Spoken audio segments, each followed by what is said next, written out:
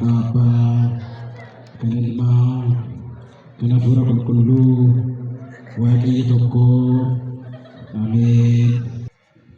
Jiraata bara baraa fi jiraachisaa wantoota maraa kan taate addunyaa kana gara jireenyaatti gaffidee soorba abbummaa keetiinis soortee uumamtoota mara kan jiraachistu dhala namaa bifa fakkeenya keetiin uumtee dhalli namaa kun gaafa kufetti immoo dhala namaa kana fayyisuudhaaf dhala namaa taatee biyya lafaa kana irra deebitee bilisa kan nu baastee guyyaarraa kanas immoo eeyyama keetii jaalala kee taanaan dirree kee qulqullaa kan irratti walitti nu qabdee dubbuu kee akka barannuuf barannees akka ittiin jiraannu taasiseettatii ulfinni fi galanni siif haa ta'u jedhate Waaqayyoon galateeffata.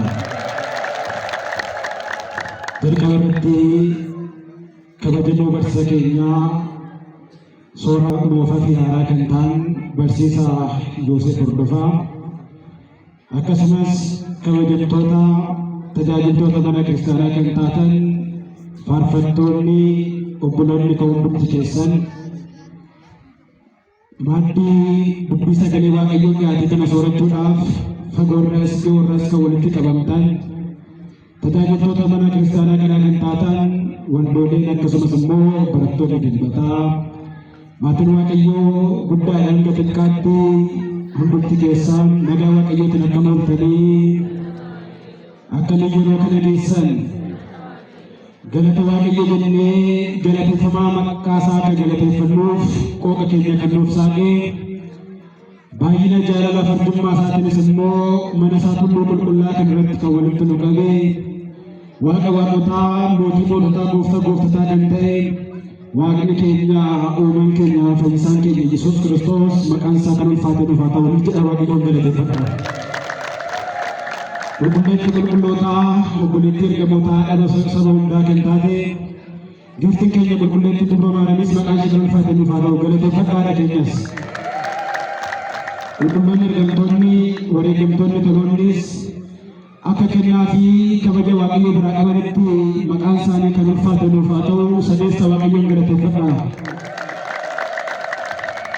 Eebbi qulqullicha Yohaannis guyyaa har'aas hunduma keenya wajjin haa ta'u akka eegalee Waaqayyootti daqiiqaa muraasaaf dubbii sagalee Waaqayyoo kan waliin barannu ta'a. Barsiisa gantee Waaqayyoon gorsaas gantee Waaqayyoon gidduu keenyatti argamee akka nu barsiisu akka nu gorsuu fedhaa fi eeyyama isaa nuuf haa ta'u. Mata duree barumsa keenyaa kan godhannu kutaa wangeela qulqulluu keessaa qulqullichi Phexros ergaa isaa isa lammaffaa boqonnaa 2 lakkoofsa 7 hanga 8 irratti jecha dubbate tokko ka'umsa godhanna. Dubbichis akkas jedha. Qajeelchitti Looxis isaan wajjin jiraachaa hojii isaanii isa badaa ilaaluu fi dhaga'uudhaan guyyaa guyyaa irratti qajeelchitti lubbuusaa dararaa ture jedha. ጻድቁ ሎጥ በእነሱ መካከል እየኖረ በዝሙት እንዲሁም ደግሞ እግዚአብሔርን በማሳዘን የሚኖሩት ሕዝብ መካከል ሲኖር እነሱ የሚኖሩበት ሕይወት እያየ የእግዚአብሔርን ሕግ መተላለፋቸውን እየተመለከተ እሱ ግን ጻድቅ ነፍሱን ያስጨንቃት ነበረ ይላል። ስለ ቃሉ የኖረ አምላካችን የእግዚአብሔር ስም የተመሰገነ ይሁን። አመስግኑት እግዚአብሔርን። Bukti deemnee seera uumamaa boqonnaa 19 irraa yoo ilaallu seenanii uummata Sodoom akkasumas immoo taateen uummata Gamoraa irratti ta'e tokko seena isaanii hubanna. Bara sana keessatti sabni Waaqayyoo dubbii Waaqayyoo irraa fagaatee akkasumas immoo ajaja Waaqayyoo dhiisee waan Waaqayyoon godhaa jedheen dhiisanii adeemsa isaanii Waaqayyoo irraa garagalchanii adeemsa hin taaneen xuraa'ummaadhaan deddeebi'aa ture sabni sun. Cubbuun isaan raawwachaa turan baay'eedha. Isa keessa garuu Sodoomii fi Gamooraan kan ittiin beekaman sagaagalummaa akkasumas immoo namoota irratti hammeenya raawwachuu, namoota cunqursuu, mana keessatti hojjettoota isaanii rakkisuun waan ijoo turan. Kanarraa kan ka'e waaqayyo saba sana balleessuudhaaf akka inni jiru dursee keessatti maseeroo mana boqonnaa jaarratti dubbisnu waaqayyoon bara sanattis uummanni bara Nuhoo turan suni waaqayyo irraa faallaa gallaan waaqayyoon waan jedhin tole jechuu dinnaan seera isatiin jiraachuu dinnaan nama isaa kan ta'e lallabaaf yookaan waaqayyoon akka isaan deebi'an akka inni itti himuu fi yoo deebi'uu didan garuu bishaan badiinsatiin uummanni sun akka inni badu waaqayyo itti himee ture.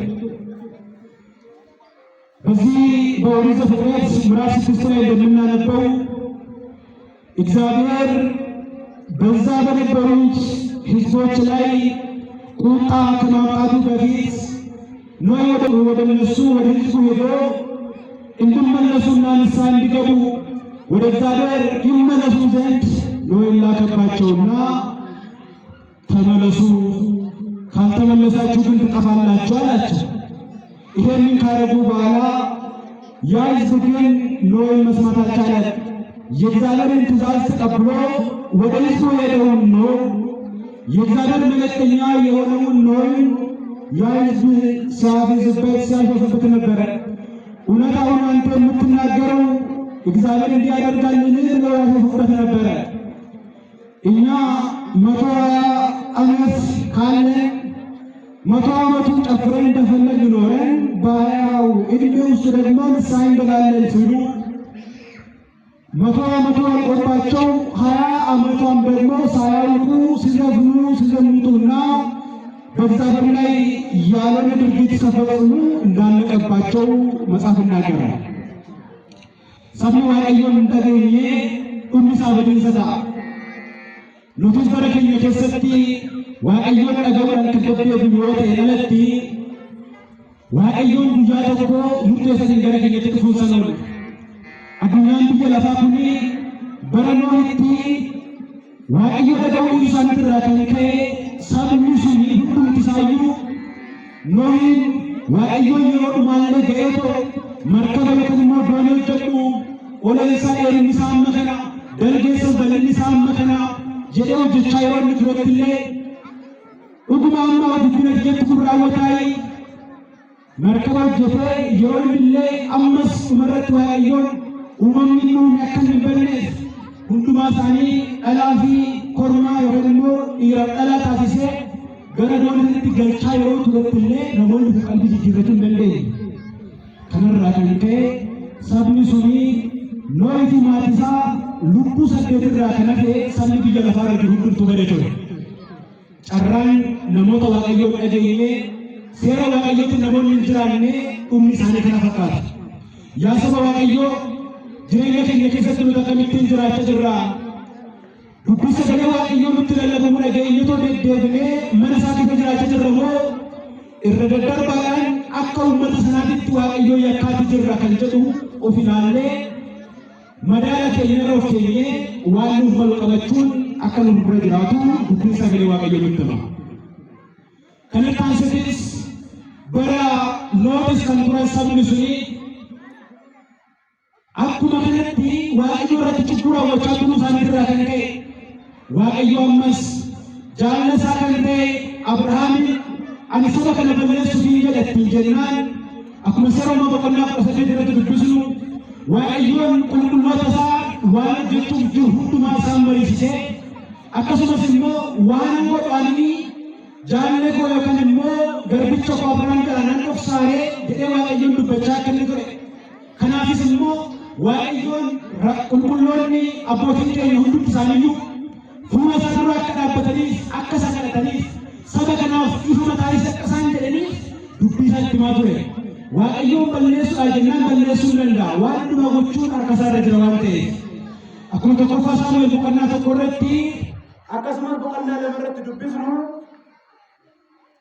haadhi Saamu'eel Hannaan waaqayyoon waan hundumaa gochuu akka inni danda'u ajjeesuus kaasuus kan danda'u deessuus sooromsuus kan danda'u akka inni ta'e waaqayyoon dubbatee turte. Agarsiiseen kaleessa dhagaa kan ture har'a mana waaqayyoo keessa ba'ee jira. Inni kaleessa faarfataa ture har'a addunyaa keessatti deebi'ee sirraatii jira.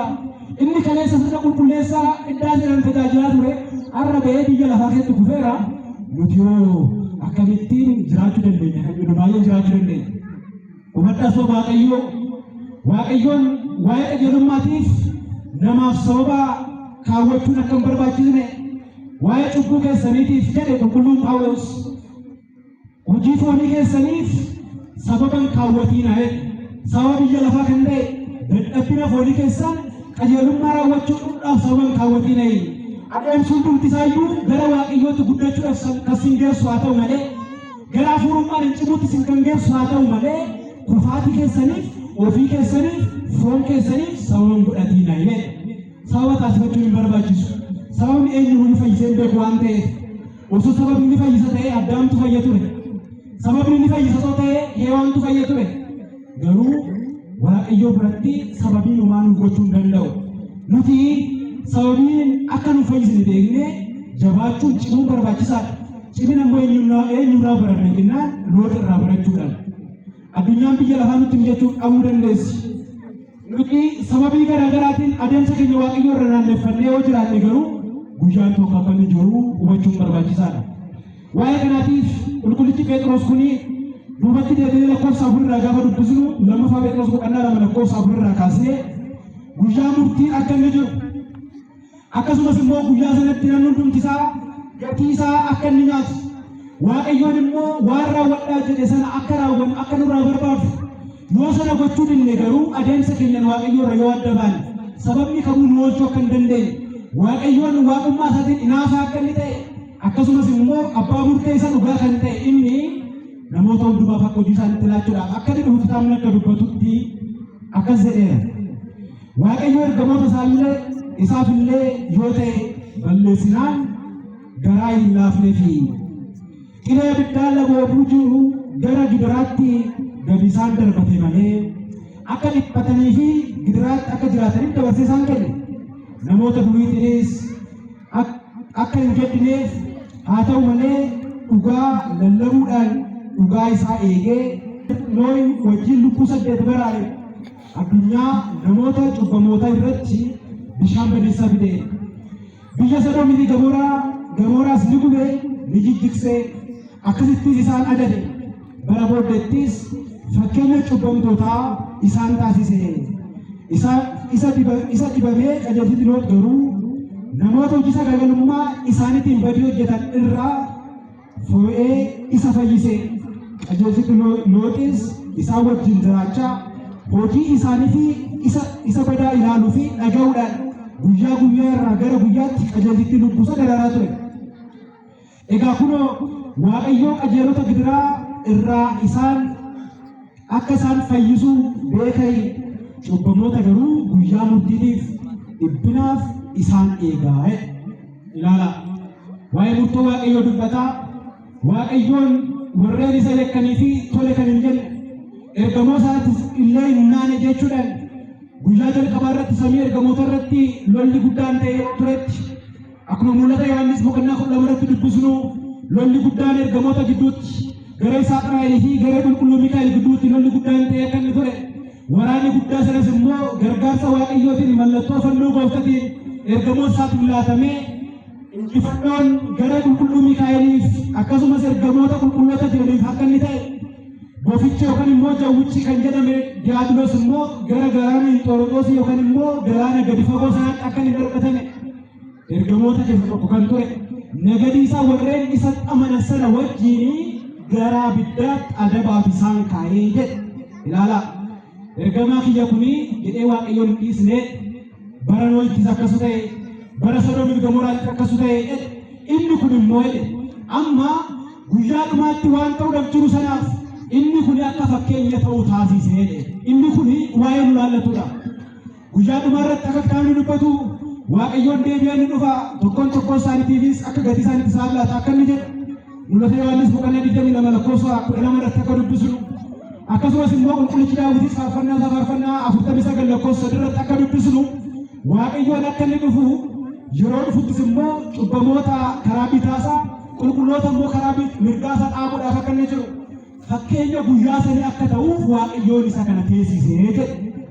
Kanaaf Waaqayyoon qajeelota gidiraa irra ga'urraa isaan akka fayyisuuf beeka'e. Qajeelummaan adeemsa keenya Waaqayyoo wajjin taasisuudhaan kan argamudha. seera waaqayyoo eeguudhaan jireenya keenya waan darbu dhiisnee waan dabarree hojjechuudhaan kan argamudha. Kanaaf nuti maaldhaaf hojjechaa jirraa dhaan magaafi. Gooftaan keenya fayyisaan keenya Yesuus Kiristoos waamicha maqaa isaatiin ulfinnaa ta'uti. Wangeela Yohaannis boqonnaa 27 irratti akkas jedhe.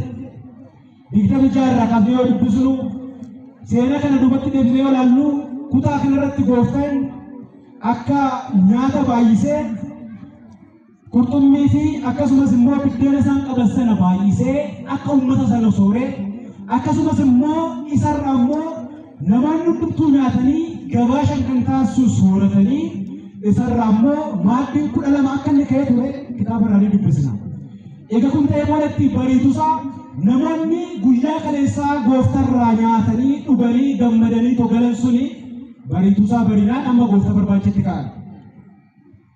Akka kaleessa nyaata barbaadanii ta'u akkuma guyyaa barsiisan keenya dubbisee turanitti namoonni hojiiwwan gurguddoo 5 tokkoof Kiristoos hordofaa turanii baay'een isaanii nyaatanii quufuudhaaf egaa akkasitti kaleessa isaan nyaachisee booda kan akkanatti eebbisee nyaachisee nama quusee gadi jiraate immoo akkanumaan dhamaana'ii yeroo hundumaa isa bira deemnee nyaannee dhugnaa kan jedhan nyaata biyya lafaatti sana kan hordofan turanii namoota kanatu gooftaa mudate guyyaa lammaffaa isa barbaadan iddoo kaleessatti nyaata san dhaqan isa argachuu hin dandeenye.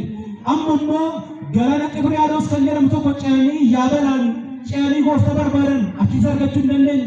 Deebi'an amma gooftaa sana argatan. Gaafa kanaa gooftaan akkasitti hin jedhan. Yaa gooftaa si barbaannee si dhabnee ittiin jedhan. Amma gooftaan namoonni kun maaliif akka isaan barbaadatii jiran waan laphee isaanii waan beekeef akkuma qulqullichi Daawit faarfannaa irratti waaqayyoon turuu fi kalee qoratee kan beeku akka inni jedhu waan laphee isaanii irra jiru maaliif akka isa barbaadatii jiran sana waan beekuuf waaqayyoon akkasitti hin jedhe. Dhuguma isiniin jedha isin kan na barbaadan raajii waan argitaniif osoo hin taane waan nyaattanii quuftanii qofaadha ittiin jedhe. Amma dhugaa dubbachuu barbaachisa. Amma yoomitti dhaqqabni dandeenya hin danda'amu waan ta'eef gooftaan namoota kanaa maal akka isaan qofaatii jiran itti hime. Isin kan na barbaadan waan nyaattanii quuftaniif malee raajii waan argitaniif miti ittiin jedhe. Kana booda ajajni tokko isaan ajaje nyaata isa darbuu fi nyaata baduuf hin dhama'inaa nyaata bara baraatiif malee ittiin jedhe. Mee wajjin jedha nyaata baduuf hin dhama'inaa nyaata bara baraatiif malee. Egaa nuti kan hojjechaa jirru adeemsi deematii jirru maal fakkaata? Nyaata baduuf hojjechaa jirra moo nyaata hin banneef hojjechaa jirra? ለሚጠፋ ምግብ አትስሩ ስላቸው እኛስ ለምን እየሰራን ነው? ወደ ቤተክርስቲያን ስንመጣ በዓለም ውስጥ ስንኖር ህይወታችን ምን ይመስላል? ለዘላለም ህይወት እየሰራን ነው? ለማያልፈው እንጀራ እየሰራን ነው? ወደ ክርስቶስ እየቀረብን ነው ወይስ እንዴት እየሄድን ነው ብለን ራሳችን መፈተሽ ይገባናል። አከነtti mataa keenya eegalalle boodatti kun immoo adeemsi keenya maal akka inni fakkaatu hubannee adeemsa keenya gara qajeelummaatti akka deebisnu nu gargaara. Waaqayyo hunduma keenya gara qajeelummaatti akka deebinu hunduma keenya nu gargaaru.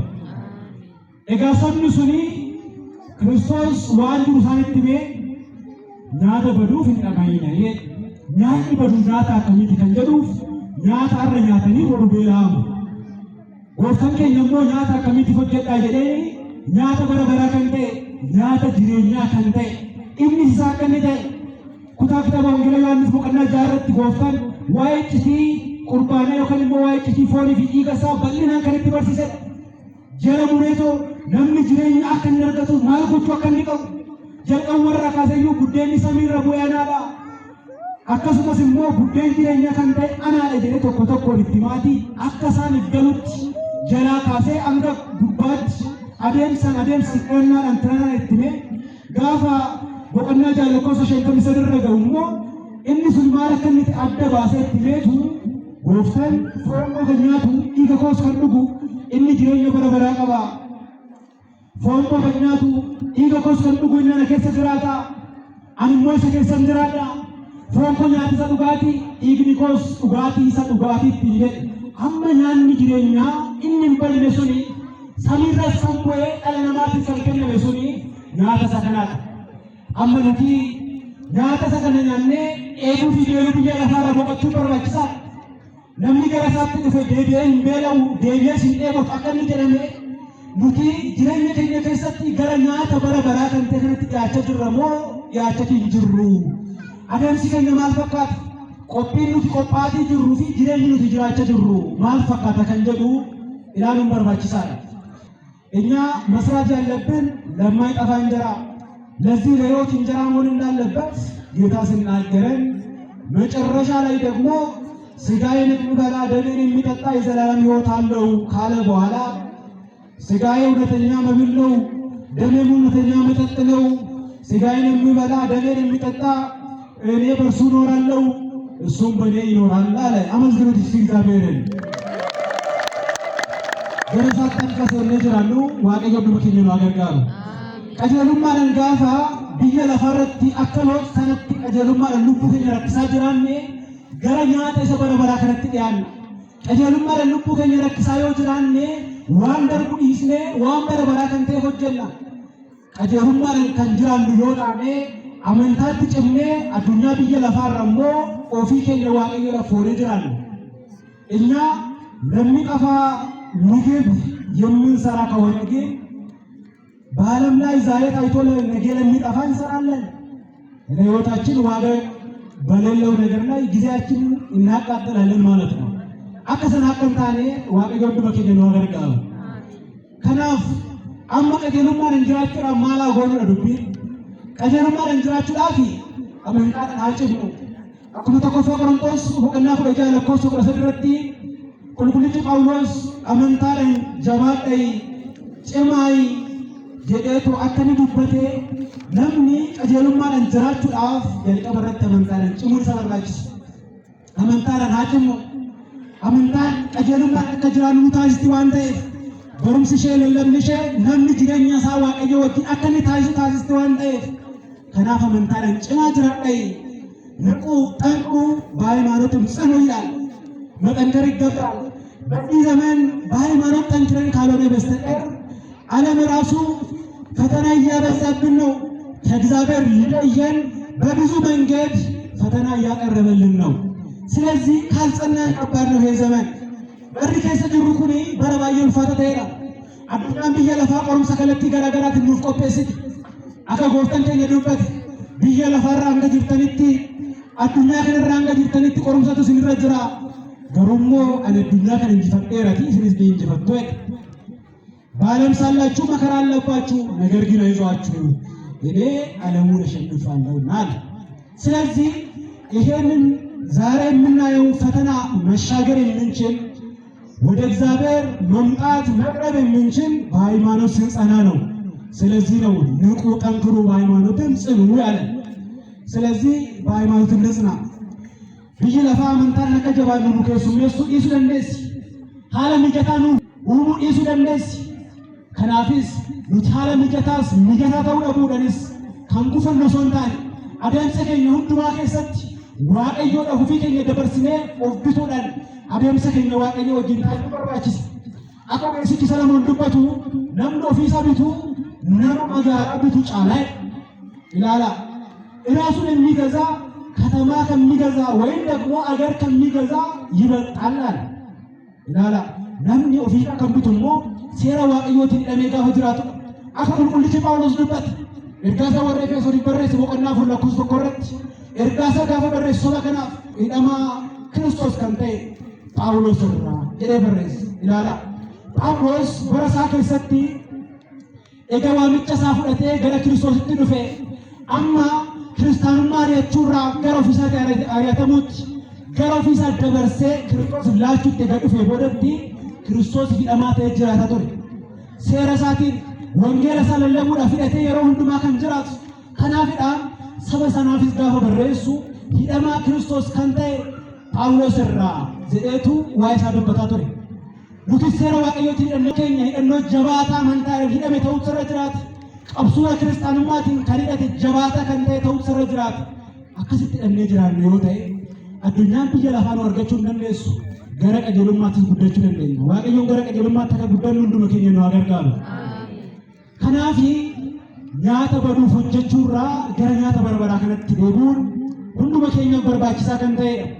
Baay'een keenya tajaajilaan maal fakkaatu isa lammaffaa irratti kan nu barbaachisu tajaajilan jabaachuudha. Maal hin jabaachisu hin jedhee tajaajilatti haa jabaannu isa kana barbaachisa waan ta'eef qulqullichi Phaawulos ergaa isaa warra Roomeetiif barreesse boqonnaa 12 irratti akkas jedhe waa'ee gosa tajaajila namni ittiin tajaajilu eega dubbatee boodatti tajaajilaan immoo haa jabaannu jedhe.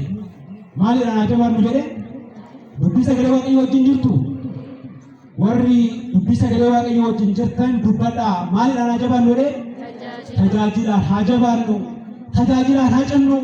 Kan baratus barachuu isaatti, kan barsiisus barsiisuu isaatti, inni gorsus gorsuu isaatti, inni kennus sassannaa malee kennuudhaan namni jabaachuu kan qabu dubbate. As deebi'eet immoo mul'ata Yohaannis boqonnaa 2 irratti gooftaan akkas jedhe namni tajaajila isaarraa gara duubatti gaafa deebi'u immoo ati hojii keessa kaleessa dhiiste taatee waan asirraa jibbutu jira, waan asirraa komadhutu jira jedhe. Maaliif jennaan ati jaalala keessa kaleessa dhiistetta, kaleessa buutee baata turte, mana qulqullummaadhaan waan barbaachisu qoota turte, tajaajila cimtee mana koo dirree koora dhaabbata turte, har'a garuu kanarraa duubatti deebiteetta. Kanaaf waan si komadhu qaba gara iddoo kee kaleessatti deebii. Yoo sanan goone immoo መቅረዝ ይወከን ሞከና ኮ ራስራን ካሳ መቅረዝን ከቦታው አነሳለሁ ይላል እግዚአብሔር። ወደ ፍቅር የምትመለስ ካልሆነ እንደ ትናንትናው እግዚአብሔርን የማታገለግል ከሆነ መቅረዝን ከቦታው አነሳለሁ ይላል እግዚአብሔር። መቅረዙን ከቦታው እንዳያነሳብን የእግዚአብሔር መልካም ፍቃድ ይሁንልን። እኛ ሰምተን እንዳያነሳብን ብዙዎች መቅረዛቸው ከቦታ የተነሳባቸው ብዙዎች አሉ። ትናንትና በዚያው ደብረት ላይ የነበሩ ዛሬ ግን የጠፉ ፍቅሩን ስለተው አገልግሎቱን ስተው ለእግዚአብሔር የሚመች አካሄድ ትተው ለማይመች አካሄድ አሳልፈው ራሳቸው ስለሰጡ በዚህ በሮሜ ምዕራፍ 2 ላይ ጌታ ለእነዚህ ሰዎች ለምን አካሄድ አሳልፈው እንደሰጣቸው ሲናገር ቅዱስ ጳውሎስ ለማይገባ አይምሮ አሳልፎ ሰጣቸው ይላል። ለእግዚአብሔር ለተገዙ ሰዎች እንዲሁም ደግሞ ጽድቅን ትተው ወደ ኃጢአት ለሄዱ ሰዎች እነሱ ራሳቸው እግዚአብሔርን ትተው ስለወጡ ለማይረባ አይምሮ አሳልፎ ሰጣቸው ይላል። ስለዚህ ኑቲስ አስከሰት ጅሬኝ ከኝ ማለት ፈካቱ ዋቀዮን ሰሙን ታነብ ያረን ታነብ ገበርተ ከኑላኔ ተዳድራ ጭምነ ጅራቹን ሁሉ በከኛ በርባችሳ ከኒተኤ ዱብን ሰገኔ ዋቀዮ ልትሉበት ከናፍ አትዋነ ስራ በርባዱቱ ጅራ ዋና ሆጀቱ ጅራን ተዳድራን ዋቀዮን አከሲት እንጀ ሙለተ ዮሐንስ ቆቀና ሰዲ ለኮፍሳ ለመራ ካሰንገ ሰዲ ተከዘ ኤጋጭሚቲ ወረን ዱር አፍጋን ጀጀቤሲ ጀባዱቲ በርሲሲ በርሲሳ ፊ በሩሰ ደበኒ ሉቡን ሚዳሙ ደብጅራተን ጎርሱን በርባቻ ከኒቴ ገረ ዋቀዮት ዴቢሱን በርባቻ ከኒቴ ተዳጅላን አከሲት እንጀራ ኤጋጭሚቲ ወረን ዱር አፍጋን ጀቤሲ ላላ ወረን ዱር አፍጋን ጅሩ አመሉማ ሳኒቲ ዋን በርባችስ ዋቀዮ ደምሰ ሳኒራ በርባዱ ጎቹ አቡ ሳትራ ከንከ ነሞኒ ዱ አፍጋን ጅሩ ቀሬ ዱዋረ ከናበተን በሞት አፋፍ ላይ የቆሙ ሰዎች አሉ። በዚህ ሰዓት የእግዚአብሔርን ቃል ባለመስማታቸው ለእግዚአብሔር እሺ ባለማለታቸው በሞት አፋፍ ላይ የሚቀመጡ ሰዎች አሉ። ትምህርት ለነሱ ያስፈልጋል ሲል እነሱን በርትተን አስተምራቸው፣ ገስጻቸው፣ ወደ እኔ እንዲመለሱ አድርጋቸው ይላል እግዚአብሔር። ስለዚህ እናንተ አገልጋዮች ለሞት ራሳቸውን አሳልፎ የሰጡትን ልትመልሱ ይገባቸዋል ሲለን ይሄን ይናገራል። ወሬን ዱዳፍ ዴማን ኢሳንሰና በርሲሲ ዴቢሲት እንጀ አንደምታ መነ ክርስቲያና ኬኛ ዋይ ከናጋ ፈዱበቱ ነምነ መልማ ቢልዳፍ ያከሱመስ ሞ አመኑማ ይርገሞታ ቀባ አመኑማ ቢልዶታ ኩኒ ነምኒ ጋፈኛ ተደቡ ኛቹ ደቡሳ ተረከንከ ፎሳ ከኒደደሙ አከሱመስ ሞ አመኑማ ይርገሞታ ይንቀቡስን ሞ ደነቦቲን ከኝ ጋፈ ዱቢሳ ገለ ዋቀዮ ደም ጋፈ ኛተ ጅሪኛ ከነደቡ አከስቲን ደደባቲ ዱፋ ኩኒሞ ዱአፍ ከኒሳ ጌሱታ ከናም ዱቢሳ ገለ ዋቀዮ ለለሙዳን አከሱመስ ሰረገፈቹዳን ዱቢሳ ደጋውዳን በረቹዳን ዋይ ሰገሌ ዋቀዮ ትጅራቹ አፈቀሳን ጋኔፍ ነሞተ ከነ ጀጀቤሲ ዮ አከሲን ጎቱ ተሄደ ዮ አከሲን ጎቱ ተሄደ ገሮይ ሲተን ዱፋይ አካቱት ሲት ዱፋ ከናኔስ adabni akka sirra jiru beekiti waan gochuu qabdu raawwadhu. Waaqayyoon hunduma keenya irraa waan irraa barbaadu jira. Mana isaa keessa cimnee akka jiraannu gaabbiidhaan akka deddeebinu gaabbiidhaan deddeebuudhaan akkasumas immoo gara foon dhiiga isaatti dhiyaachuun hunduma keenyaaf akka inni barbaachisu gooftaan nutti hima.